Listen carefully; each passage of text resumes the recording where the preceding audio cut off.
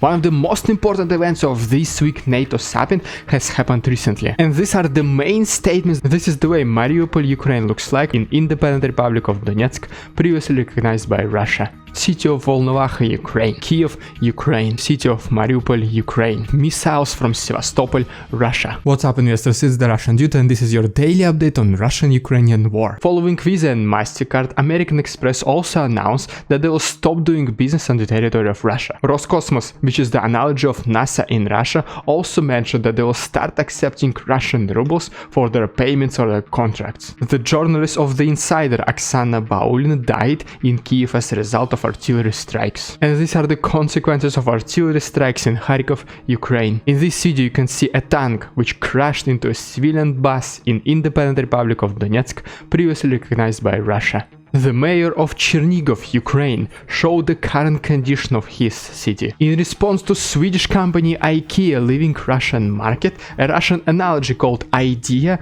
registered its trademark. One of the most important events of this week NATO Summit has happened recently. And these are the main statements that the president of Ukraine, Vladimir Zelenskyy, has made during this summit. First of all, he once again reinstated the fact that February 24th was the very first time when he asked NATO to close the airspace above Ukraine to protect them from Russian bombings. And now, 1 month later, the airspace is still not closed. He also said that Ukraine is just like the very last fortress between Russia and Europe. And in case Ukraine fails, Russia will continue its intervention deeper inside Europe. He also mentioned that there were multiple requests from Ukraine to NATO to give at least 1% of its planes and tanks. And in case NATO won't be able to do it for free, Ukraine was ready to pay for this. And the response of NATO was complete silence. And these are the statements of the Ministry of Foreign Affairs of Russia in regards to NATO Summit. And if you want to continue receiving such daily updates, please make sure to like this video and subscribe to my channel. Also, feel free to share this video with your friends or anywhere else you want. Thanks so much, and let's continue. First of all, it was mentioned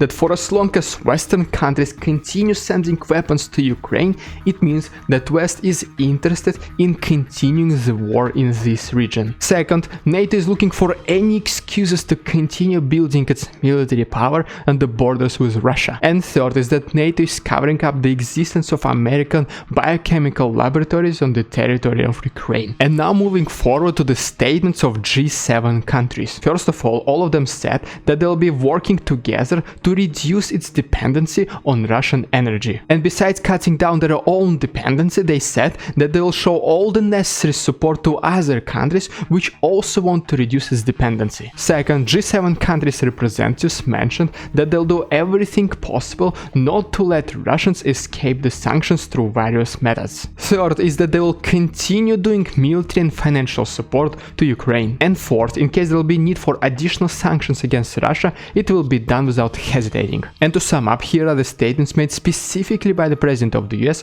Joe Biden. The first and the main thing is to remove Russia from G20. Second is to prevent individual Russians from breaking sanctions. Third is that Canada and the USA must increase the production of its own wheat. Fourth is that Ukraine alone must decide whether it's ready to give up some of its territories to resolve the conflict. And fifth is that in case Russia uses chemical weapons in Ukraine, the USA will respond immediately. 16-year-old figure skater from Ukraine, Anastasia Shabotova, was removed from the national Ukrainian team because she liked a post which justified Russian military operation. A Russian house in the village of Zhuravlyovka on the border with Ukraine was bombed. The Moscow Stock Exchange will continue its trading activity with some limitations. As for now, you will be able to continue buying and selling government bonds of Russia, but you will not be able to short sell them. In addition to that, 33 blue chip stocks, which also are a part of Moscow Exchange Index, will also be offered for trading. French car manufacturer Renault mentioned that it will suspend all of its future business operations in Russia. This is the video of destroyed city of Volnovakha, Ukraine. The Minister of Foreign Affairs of Australia, Marie Spain, mentioned that she is thinking about sending Russian diplomats away from the country. But she also mentioned that it will be very important to keep diplomatic relations with Russia. It is reported that the hacker group Anonymous hacked the Central Bank of Russia. Around 3.5 million Ukrainians have fled the country, and the main destination remains the country of Poland. This is the video from the seaport in the city of Berdyansk, Ukraine. Previously, Apple Pay was unavailable in Russia, though some Russians were able to connect their Russian credit cards called Mir. And as of this Thursday, March 24th, Apple Pay will no longer accept credit card Mir as well. Google News is now also banned in Russia. The Moscow Stock Exchange remained closed for around 3 weeks. And just a couple of days ago, it was finally opened for trading once again. Many people expected that as soon as the trading will be opened again, the Moscow Exchange Index will drop significantly. But in reality, what happened during the first couple of hours after the Moscow Stock Exchange was opened once again, the Moscow Exchange Index rose by approximately 11%. And one of the potential explanations why would this happen, it is because non-residents are not allowed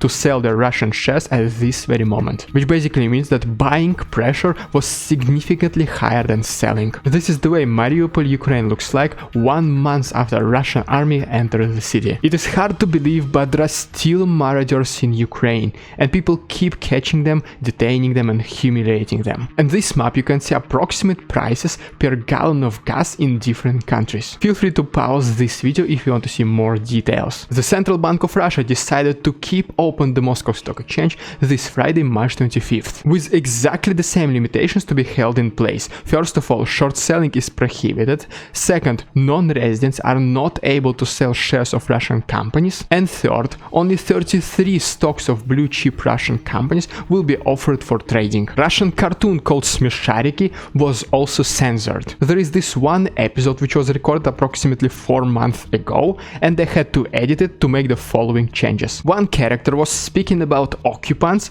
and this scene was deleted completely. And the second change was that another character said the word war, which was later replaced to the word fooling around. These are more pictures from the city of Mariupol, Ukraine. One of the biggest financial corporations, BlackRock, is predicting that cryptocurrencies will become more dominant because of the situation on Ukraine. The Parliament of Poland unanimously agreed to acknowledge Vladimir Putin to be a war criminal. The president of Serbia, Alexander Vučić, who is strongly supporting Russia in this war, said that it will be a big problem to pay for Russian gas in Russian rubles. 4.3 million out of 7.5 million Ukrainian kids, which is more than half, lost their homes. Specifically, 1.8 million have fled the country with their parents, and 2.5 million were relocated to another region in Ukraine. Some Russians who are trying to open bank accounts outside of Russia to continue using Visa and MasterCards are still facing problems. For example, in this email we can see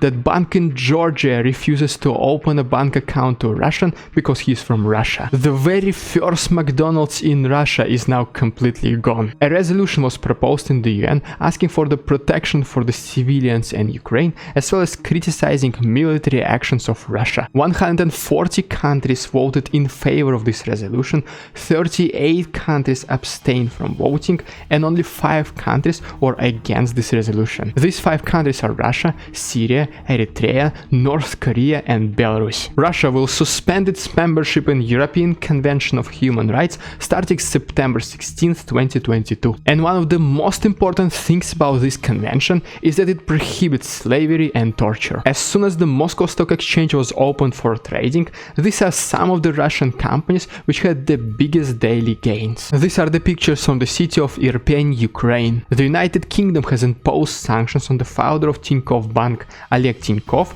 as well as the head of the Sberbank, German Gref. The professors in Siberian State University were strongly advised to think about donating part of their salaries to Lugansk and Donetsk. This is the way the alleged residency of Putin's daughter in France looks like. After being threatened with being banned in Russia, YouTube has restored access to some of Russian media channels. Some people in Russia put stickers which say "Go home" on some stores of international companies which still operate in Russia. The government of France said that French companies must decide on their own whether they want to leave Russian market or not. A woman in Russia who was protesting with poster which said "No to fascism" was fined. And the most interesting part about this is that she was prosecuted on the grounds of anti-propaganda of Russian army. I mean, the poster said nothing directly about Russian army, it only said "No to fascism." This is the condition of the city of Izum, Ukraine. And these are more pictures from the streets of Mariupol, Ukraine. More soldiers soldiers from Chechnya, Russia are getting ready to be sent to Ukraine to support the Russian army. This video shows allegedly the launch of missiles from Sevastopol,